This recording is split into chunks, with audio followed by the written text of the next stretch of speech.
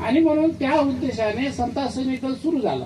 आपल्यावर होत असलेले अन्याय, ते अन्याय रोखण्याच्या दृष्टीने, आपल्या समाजाला एकत्र जोडण्याच्या दृष्टीने असे अनेक उद्देश त्यामध्ये बाबासाहेब आंबेडकरांचे होते. या गोष्टीला आपण कितपत सांभाळू शकलो हे आपल्याला माहिती पाहिजे आणि हे आपल्याला अभ्यास असायला हवं. काही का असे ना, पण आपल्या लोकांनी बाबासाहेबाच्या काळापासून तर आतापर्यंत समता सैनिक दल टिकून ठेवलेला आहे आणि ते स्वतःच्या मेहनतनं.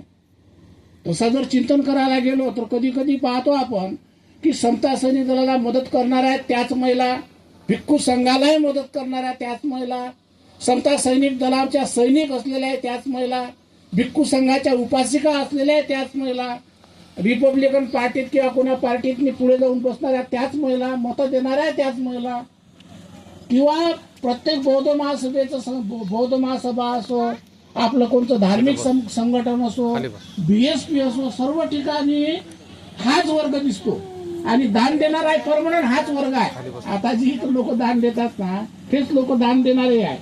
याचा अर्थ असा की आमच्या सर्वांच्या मनामध्ये